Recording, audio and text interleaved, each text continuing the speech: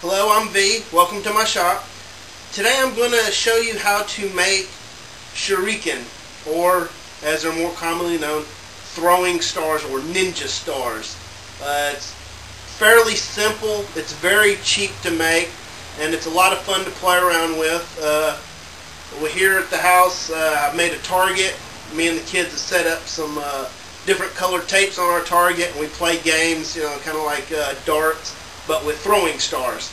So I'll go over the basic tools you need, the materials, and show you how to lay them out, and then you can get started making your own ninja stars.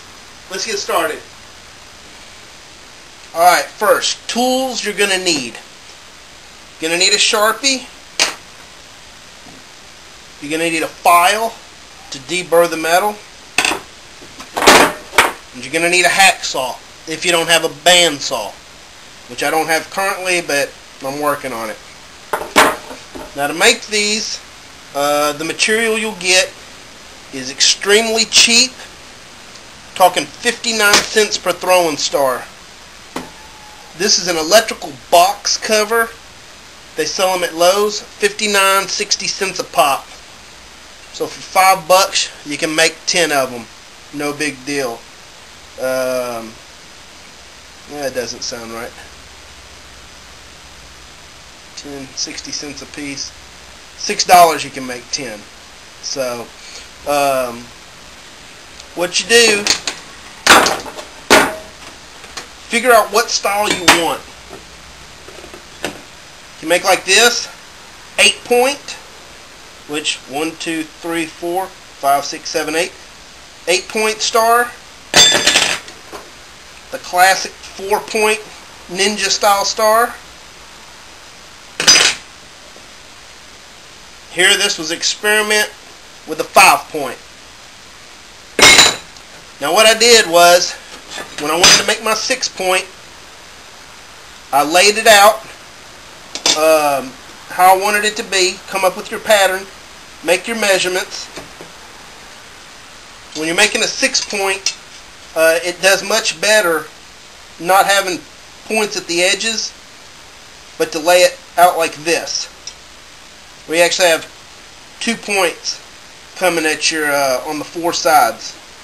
Now all you have to do is, once you make a master one, your first one, I always write, when I make a master one, master copy, and of course I put a hole in them just so I can hang them up. The master one I do, they don't have to all have a hole in them.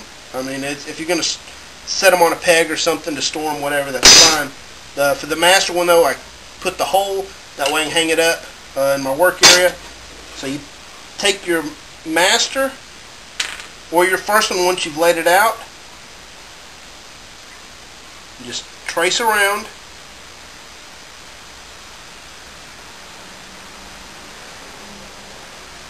And this makes it much quicker when you go to make a few of these, if you have one prepared and designated as your template. Switch here so you guys can see.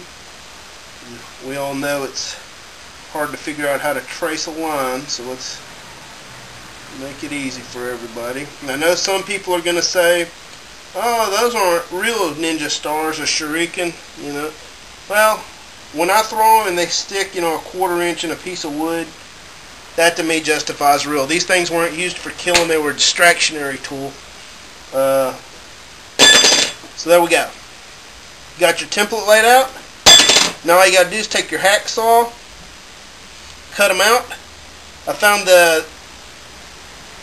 when I do it, I cut out my corners first, get that out of the way, then I cut my V notches, and we're good to go. Now after you cut that out, you're going to have like this. Now, the reason you need the file, it's not to sharpen these. They don't have to be sharpened. The way they are now, they're going to stick. What you want to do is take the burrs off of here where you've cut, and the file is used to clean this up right here.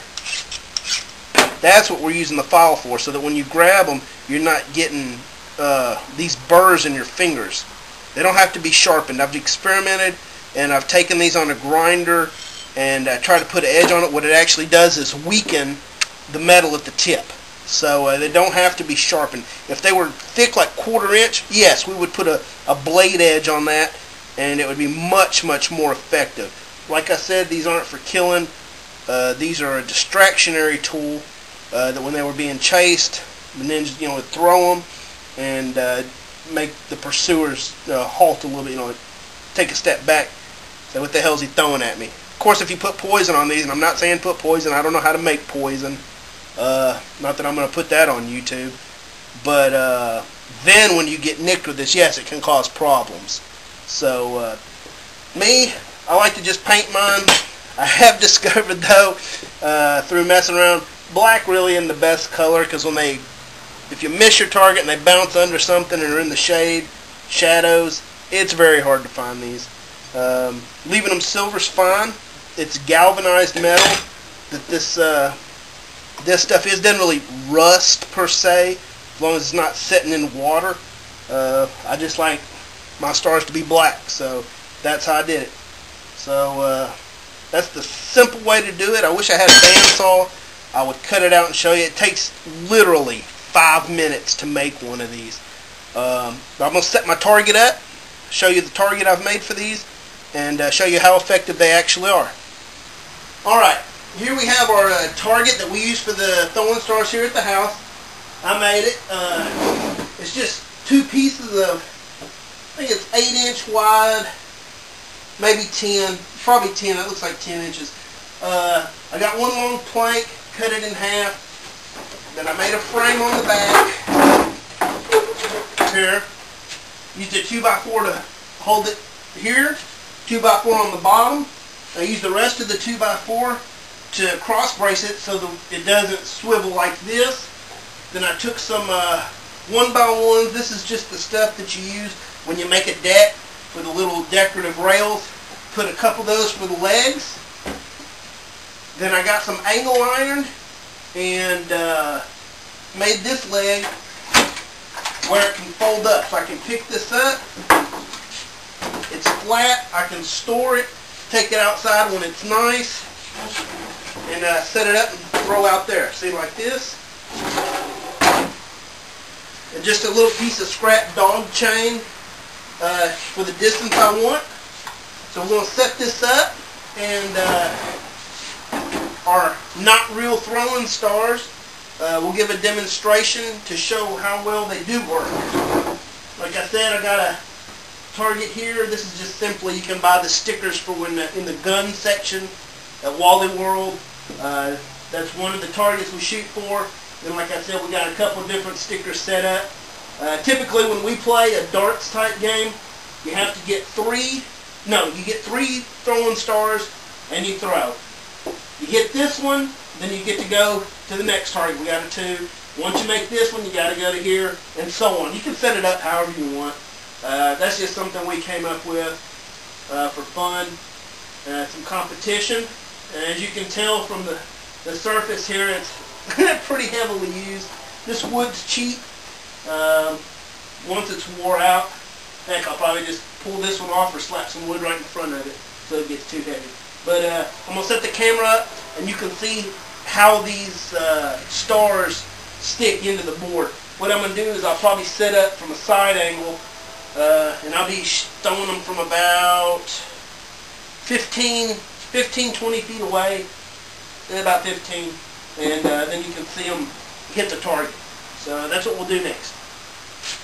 One quick note I wanted to make. You can see behind the board here, we have a piece of carpet hanging up. I just popped a hole in the end of it, put a rope, did the same thing on this side, put nails in the wall. That's kind of a safety thing. That way if somebody just learning, we've had this happen, throw, you miss the target, it hits the carpet, falls down, it's easy to find the star, plus you're not popping holes in the back of your garage. This is just one of those 4x8 carpets you get at the store. This one was used. We're going to throw it out. I grabbed it to use as a safety net here. So that's just, something like that's cheap, $15, $20 when you set something like this up as a safety catch. Just a note, and I just wanted to say that. Now those are the stars I just threw. You can see, especially that bottom one, that's in there pretty good. I'm going to pull it out and show you how deep it is.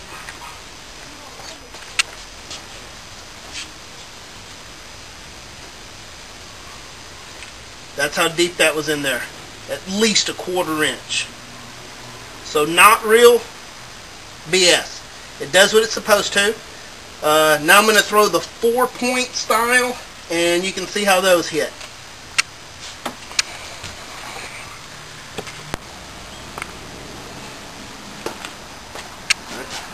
Let's get the 4-point, and you can see how those work.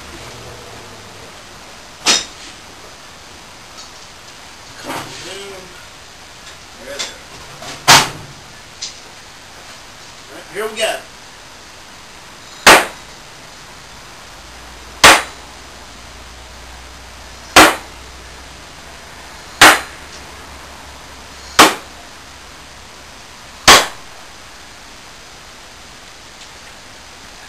That's freaking awesome. Look at that.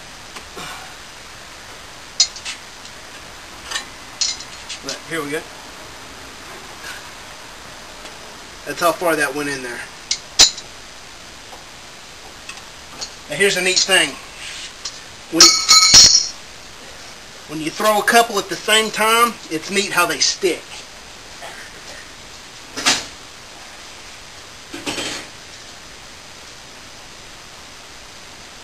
Two at once.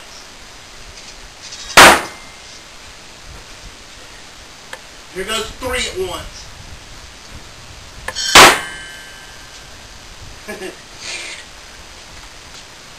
So, not real? No, they're real. They do what they're supposed to do. I wouldn't want to get hit with one, and I wager anyone that says those are not real throwing stars would not stand here and let me throw them at them. So, 60 cents a piece, little bit of time, you can have fun throwing your ninja stars or shuriken at a little target. They don't do so good against cardboard. I mean, they do, but it gets to bouncing, and it just ain't no good. Wood's the way to go. So 5-minute throwing stars, especially if you have a bandsaw, super quick. I'm gonna get me one, then I can whip these things out. But yeah, make you a few, have fun with them. They're awesome. Thanks for joining us. Join us next time. Who knows what we'll be making. I just wanted to make a quick note. Throwing stars don't have to be your typical what I just threw. If you got scrap metal, as I did one time, I wanted to make a throwing device. I didn't have square, so it could be symmetrical. So what I did, I had some strips, and I cut out these designs. They work amazingly well. Especially this one has more points to stick. I'm going to give a quick throwing demonstration on these, but think outside the box. This stuff, they work a lot better than I expected. So I'm going to throw at them, let you see real quick, and then I'll put all this stuff together and we'll post it.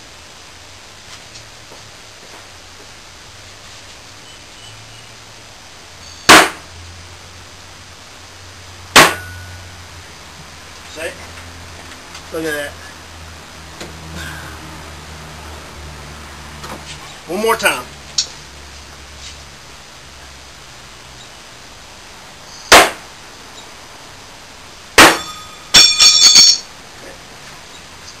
Do that one more time.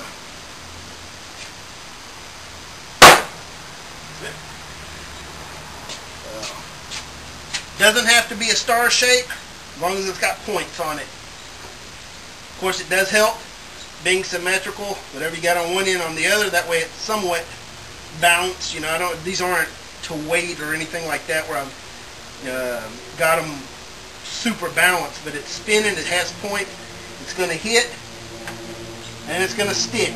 So, whew, there you go. Something different to try out.